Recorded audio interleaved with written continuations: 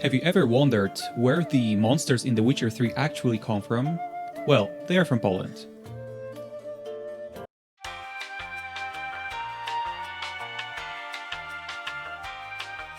Okay, except not really. Ever since I started playing the Witcher series, I kept hearing how Slavic it is. That the games are based on a book series written by a Polish author who drew heavily from Slavic culture, history, mythology, humor, and just the overall vibe of being Eastern European.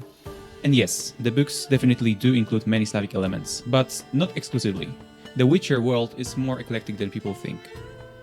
The same goes for the games. They feature tons of Slavic demons, stories, culture. There are even traditional folk patterns. One of the key locations is Bald Mountain, which is a famous gathering place for witches in Slavic folklore, and come on, there's even a troll painting the Polish coat of arms. But if you look closely, really closely, and you actually know which creatures are Slavic and which are not, you will notice something surprising. A lot of the monsters are actually Norse, Jewish, German, or even inspired by Australian Aboriginal folklore. So I was confused, and I felt a little bit betrayed. Is The Witcher even Slavic at all? Or more precisely, how Slavic is it, really?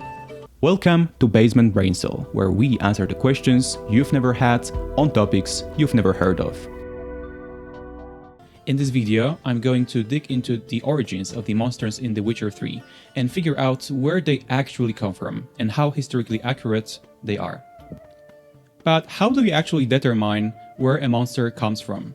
Well, the obvious solution is simply to ask them. Good day, my distinguished sir. Might I courteously inquire about your esteemed land of origin and cultural background? I would be most profoundly grateful for such an illuminating disclosure. Yeah, that didn't go quite as planned, so I had to think of something else. Instead, I made a full list of the monsters from The Witcher 3, but I didn't include every tiny variation. If a creature was just a subtype of another, I grouped them together. So, for example, if the Tufo monster was really just a variation of a Shelmar, then it counts under Shelmars, not as its own separate type of monster. Once I had the list, I tried to determine where each monster originally comes from. And this was a tricky part, because if you know anything about mythology and religion, you will know that almost no creature and mythical being is unique to just one culture. For example, vampires, or vampire-like beings, appear basically everywhere, from India and the Middle East to nearly every region of Europe. Werewolves are the same. They appear in Celtic myths, Slavic myths, Greek myths, Norse myths, you name it. So, when a creature's origins were too widespread or unclear, I categorized it as various. But if it could point to one or more specific cultures, I listed them all. Some of the monsters in Witcher 3 turn out to be surprisingly intercultural. Take the Spriggan, for example. In the English version of the game, the name refers to a creature from Cornish folklore. Spriggans are usually depicted as grotesque old men with oversized, childlike heads. They are notoriously ill-tempered and love causing mischief, frightening travelers, ruining crops with storms, and occasionally stealing children and leaving changelings in their place.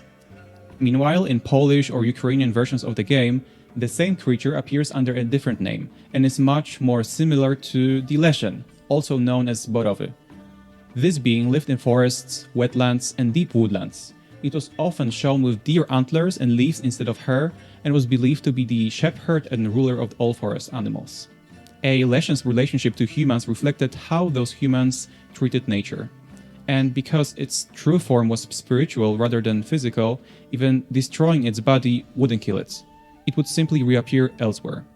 In many Slavic regions, it was treated almost as a deity of the woods, and people left offerings of breads on forest clearings.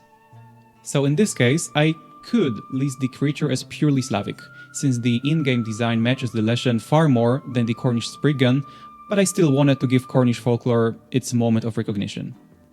If you have a sharp eye, you might have noticed that I labeled some monsters as fictitious, which is kind of funny, considering that basically all of them are made up. Or are they? What I mean is that these particular creatures don't appear in any mythology, folklore, or traditional stories. They were created specifically for the game's world and have no direct cultural origin outside of the Witcher universe. Other than that, the process was pretty straightforward. In total, I counted 87 monsters, belonging to 13 places of origins. The largest group, by far, turned out to be the Slavic ones, which makes up about 32% of the entire list. And honestly, I have to say, most of them are portrayed very accurately. However, it's important to remember that Slavic religion and mythology were heavily reshaped, and in many cases even erased by Christianization during the medieval times. Because of that, large parts of the original beliefs are lost or unclear, so we often aren't entirely sure what these beings originally were like. Finns, in Slavic language versions of the game, refer to a creature known as the pies. In Slavic mythology, a pies was a malicious forest and sometimes water demon, hostile towards humans. It was considered one of the more powerful demons in the Slavic bestiary. People blamed it for plagues and wars, and pies was said to be large and massive, often depicted with antlers. They were also believed to possess people and influence their actions. Because of these similarities, during the period of Christianization, there was a strong push to equate the pies with the Christian devil, merging the two figures in later folklore. Drowners in Slavic folklore were believed to be the spirits of people who drowned themselves, specifically in fresh water, or in some cases the spirits of lost or stillborn children. They inhabited all kinds of water reservoirs, rivers, lakes, ponds, and in some stories even wells and roadside ditches. They lured people toward the water, creating an irresistible desire to step in, and once they had them, they would play riddles or games only to drag them under and drown them. They also drowned animals crossing rivers. They were described as tall, slimy figures with greenish skin, large heads, and dark, wet hair. These water demons were extremely widespread throughout all Slavic countries, especially in places full of lakes, rivers, and wetlands. Their origins come from ancient water taboos, particularly during autumn and spring when waters were swollen, unpredictable, and very dangerous to human life. Water hags in Slavic mythology were essentially expired rusalkas, Slavic water fairies that lost their beauty and became twisted, vengeful, and hungry for human life. Water hags lived near lakes, marshes, and rivers, dragging the unwary people into them. Their close relatives were grave hags. These were most often seen on the day of a funeral, especially when a young or innocent person had died. According to legends, grave hags fed on the lost souls of those who had just passed. They would dig up graves, haunt cemeteries, and stalk the livings, trying to drag them among the tombs.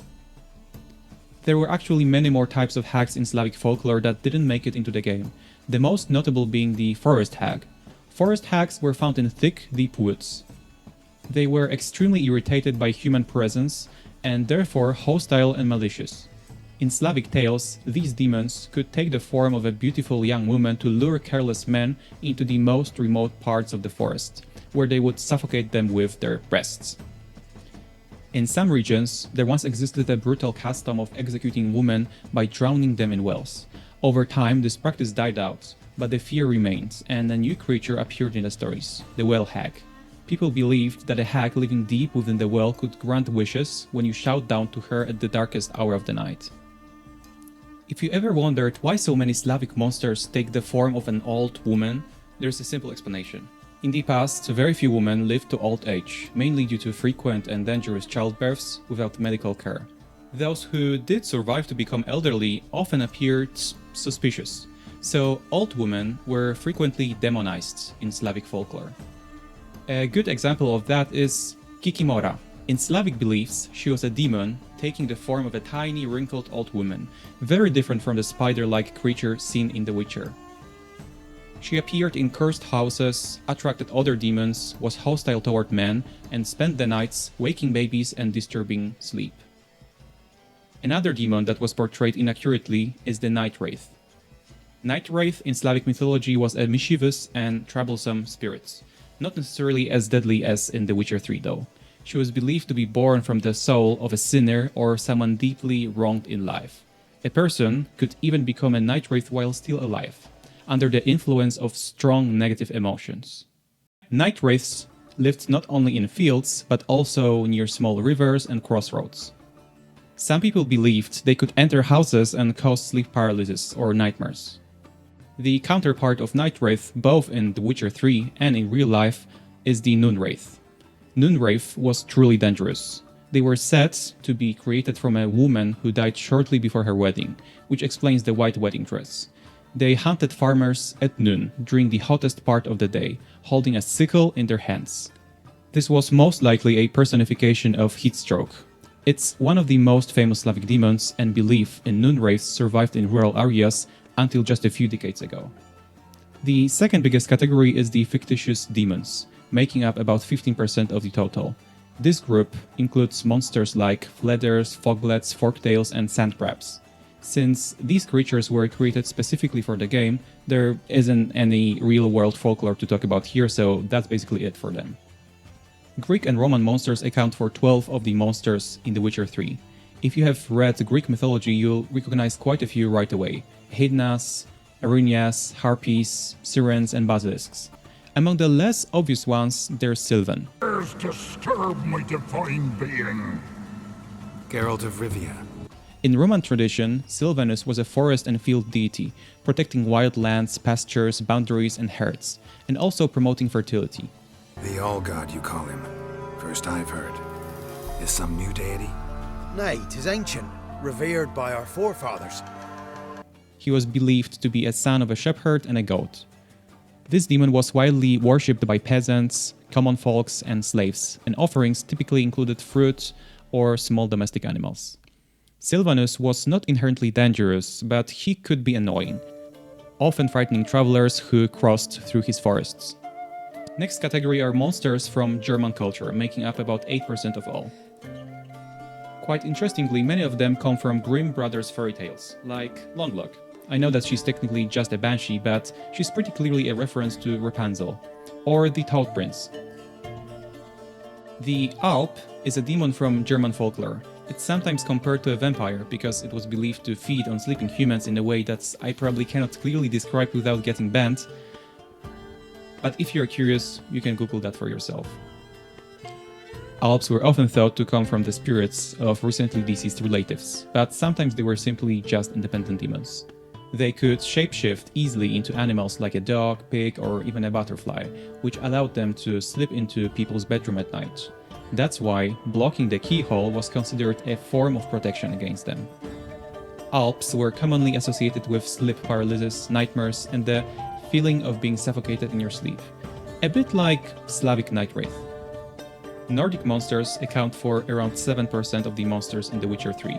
Some of them include berserkers, technically humans, wargs, and trolls. In Nordic folklore, trolls are supernatural beings living in wild and inaccessible places, mountains, forests, and caves. They were generally imagined as ugly, not very intelligent, and quite malicious. There's an interesting hypothesis among some authors and scientists that trolls may originate from ancient human memory of interactions between Homo sapiens and Neanderthals. However, this should be taken with a caution, since such interactions would date back around 40,000 years ago, long before distinct Nordic culture and languages formed about 2,000 years ago. Celtic monsters account for 5% of the monsters in The Witcher 3. We already mentioned the Spriggan-Leshen connection, and besides Spriggans, there's also the Banshee. Banshee, in Irish folklore, was a female spirit who foretells death in a family. She acts as a messenger between the living and the otherworld, announcing the death through mournful crying and wailing. Banshees are usually described as wearing white with long fur hair. Interestingly, some sources say that banshees only wailed for certain Old Irish family lineages and not for people of Norse, Saxon, or Norman descent. It may sound exclusionary, but it reflects centuries of conflict and cultural division between the English and the Irish/Celtic people. Over time, the banshee, even though technically a demon, became an important cultural symbol within Irish identity. Monsters of various origins account for about 4% of monsters in The Witcher 3. Now is a good moment to explain the main myth behind the game. The motif of the Wild Hunt appears in many mythologies, like Nordic, Celtic, and Slavic. The Wild Hunt is a ghostly chase led by a godlike figure, followed by a group of spirits or hunters. In Nordic mythology, it was mainly associated with Odin, who was believed to ride across the winter sky, sometimes abducting the unlucky humans. In Slavic folklore, the idea is similar: a hunt of ghostly hunters, demons, or restless souls rushing through the sky or land, foretelling disaster, war, plague, and death. Among Slavs, the hunt was often led by Morana, the goddess of winter, death, and rebirth. Jewish monsters account for 4% of monsters in The Witcher 3. This category includes Goliath, golems, umbras, and of course the succubi. In Jewish folklore, a succubus is a demon that takes the form of a very beautiful woman, often still showing demonic traits such as horns or hoofs, and appears to men in their sleep to tempt them. The queen of the succubi was believed to be Lilith, the legendary first wife of the biblical Adam, who, after leaving him, became one of the wives of Lucifer. Succubi were said to drain a person's life energy and gradually corrupt their spirit. Children born from a union between a human and a demon were called cambions. According to some medieval British legends, the wizard Merlin was believed to be a cambion, with a human mother and an incubus, which is the male counterpart of a succubus. English monsters account for 4% of monsters in The Witcher 3 as well. From English folklore we have pixies, shared with Celtic mythology, and barghests. The barghest is a monstrous black dog from northern English folklore, with huge teeth, claws, black fur and glowing yellow eyes. It appears only at night. According to one version of the legends, anyone who sees it will soon die. Arabic monsters account for 3% of monsters in The Witcher 3. This group includes creatures like jinns and ghouls. In pre-Islamic Arabic beliefs, the ghoul was a malicious desert spirit, usually female. Ghouls lured, attacked and killed travelers and also robbed graves. They could appear in the form of animals, especially hyenas, or monstrous creatures. Sometimes a ghoul would appear to a man as a lost female relative or a harmless old woman, using this disguise to lure him into her dwelling, where she would consume him. According to the later Islamic tradition, ghouls were said to have originated from angels who rebelled against God. Oceanic, Iberian and French monsters each account for 2% of monsters in The Witcher 3. Among Oceanic demons we have Abaya from Melanesian folklore, though she could technically be counted as a subtype of a water hag, and Garcanes. Garcane is a legendary creature from Australian Aboriginal mythology in Arnhem Land. Similar in size to a person, it can walk or fly, but cannot speak, and does not know how to make tools or fire. So he hunts with his bare hands and eats raw flesh. If a traveler enters his territory, the Garcane smothers him with the loose folds of skin on his arms and legs. He is nocturnal, sleeping under piles of leaves during the day.